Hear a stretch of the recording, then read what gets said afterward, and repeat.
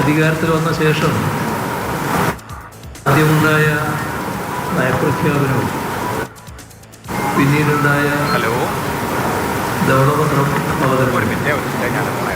എല്ലാം നൽകിയ കൃത്യമായ സന്ദേശങ്ങളുണ്ടായിരുന്നു.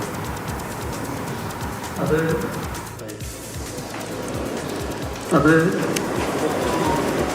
കേരളം സാമ്പത്തികമായി എന്തോ വല്ലാത്തൊരു അപകടാവസ്ഥയിലാണ്.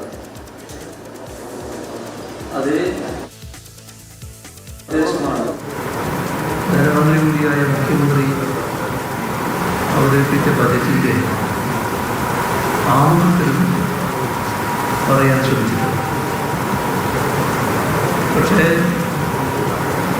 ബജറ്റിലെ ആകെ അലോക്കേഷൻ പരിശോധിച്ചാൽ കേരളത്തിൻ്റെ സാമ്പത്തിക സ്ഥിതി അപകടാവസ്ഥയിലല്ല എന്ന ചിത്രമാണ് നമുക്ക് കിട്ടിയത്. 2000 കോടിയുടെ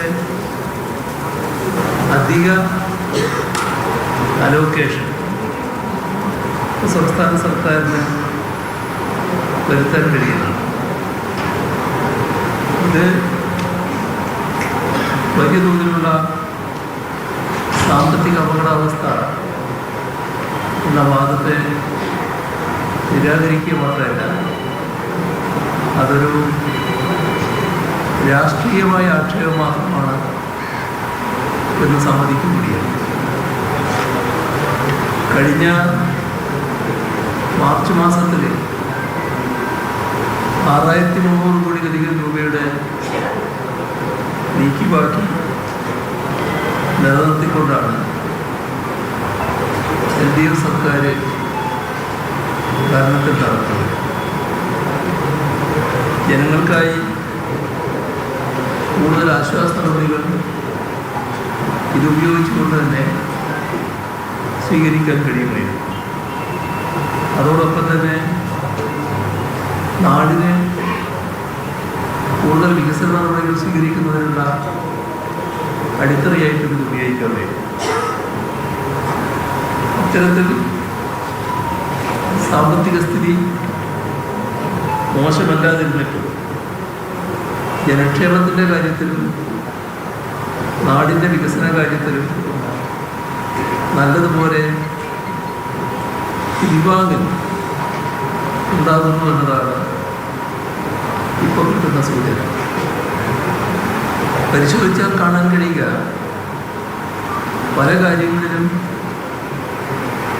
നേരത്തെയുള്ള ബജറ്റ് വിഹിതം വെട്ടിക്കുറച്ചിരിക്കുന്നു എന്നാണ്. ഇപ്പോൾ പരമ്പരാഗത വ്യവസായ മേഖലകളിലടക്കം നേരത്തെയുള്ള വിഹിതം കുറച്ചിരിക്കുകയാണ്. ആസിയാൻ കരാറിൻ്റെ തുടർഫലമായി കാർഷിക മേഖല വലിയ ആഘാതമാണ് നേരിടുന്നത്. അതിന് കഴിഞ്ഞ ബജറ്റിലൂടെ LDF സർക്കാർ വ്യക്തമായ ആശ്വാസ നടപടികൾ സ്വീകരിച്ചു. പക്ഷേ റബ്ബർ, നാളികേരം, നെല്ല് ഇങ്ങനെയുള്ള കാർഷിക മേഖലകളിൽ ഒരാശ്വാസ നടപടിയും ഈ ബജറ്റിൽ കാണാനില്ല. ഇത് കാർഷിക മേഖലയെ ഏതൊക്കെ തരത്തിൽ ബാധിക്കും എന്ന ആശങ്ക ഉയർത്തുന്ന കാര്യമാണ്.